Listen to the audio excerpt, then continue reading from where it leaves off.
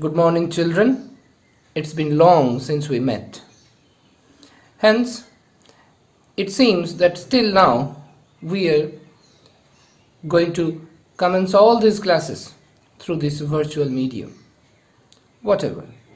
A very good morning to all of you.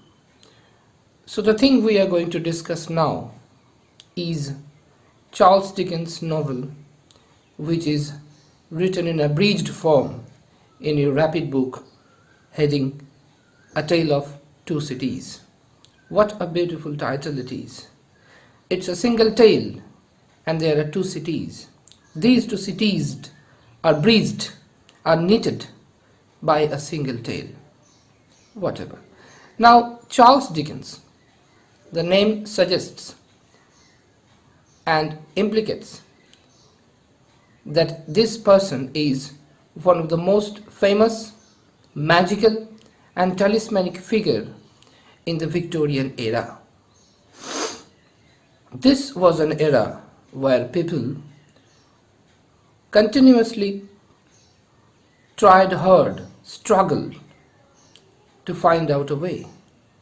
Their hopes and their beliefs were dwindling and oscillating in between science and religion. They were trying hard to make it out, to understand, to comprehend themselves, what they actually wanted.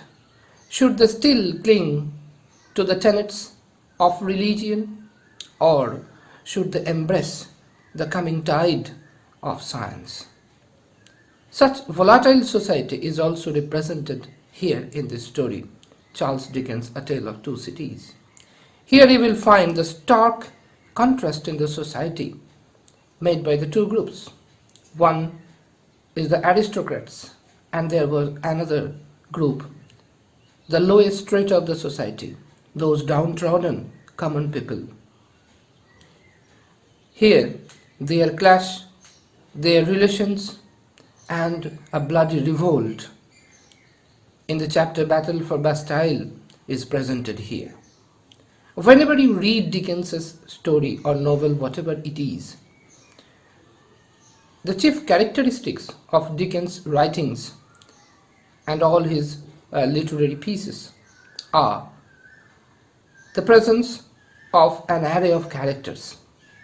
So it is advisable that before you venture into any Dickens's literary piece, it is better you keep a track of the characters, who they are, what are their interrelations, what are their professions, how they are related, and how they are playing some role in molding the future and destiny of other characters. That's why in the beginning of this story there are some lists, and it is enumerated who they are, what is their profession, and how they are related. And there are some key lines there in that page that describes how these characters molds the destiny of the other characters. So in your study material I will be sending you the lists of the characters in a flowchart, so that whenever you feel that you need to know who this character is, as you will be proceeding throughout the novel, throughout this story, actually it is written in story format for you, you don't feel any kind of trouble that who this character is. Keep that record, that flowchart intact, and while reading the story, by and by, try to have a look, have a glance at that flowchart. So before I begin the story directly, let me introduce you with the environment, the societal condition which was prevailing during the time of Dickens, the author of this story.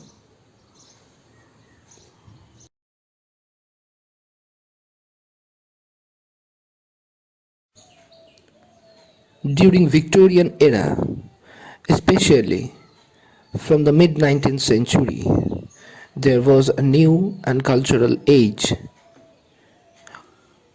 took hold of Europe, specifically Great Britain, with the commencing of the Victorian era.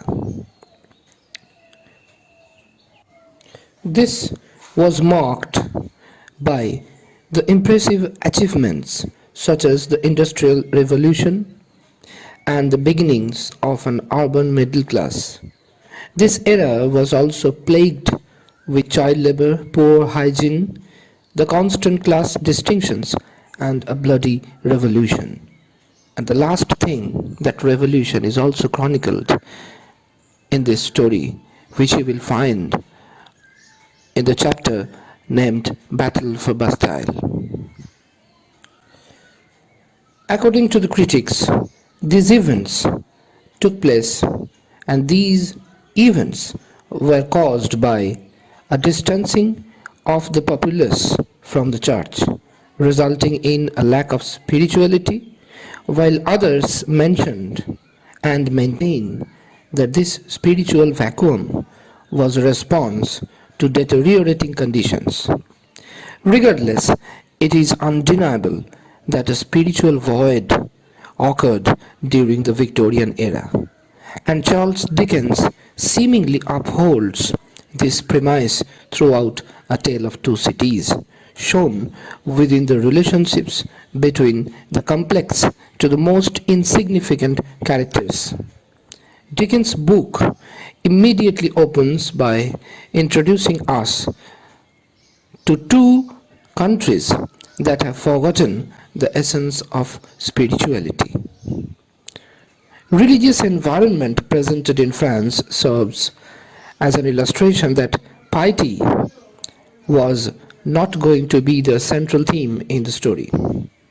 France, less favored on the whole as to matters spiritual than her sister, entertained herself with such humane achievements as sentencing a youth to have his hands cut off, his tongue ripped out with pincers, and his body burnt alive because he had not kneeled down in the rain to do honor to a dirty procession monks which passed within his views at a distance of some 50 or 60 yards.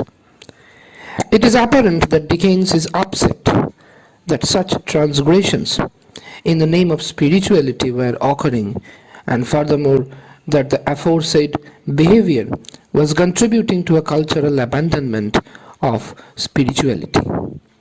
As a result of this spiritual void, the aristocracy becomes continuously more apathetic towards the failing living conditions of the lower classes.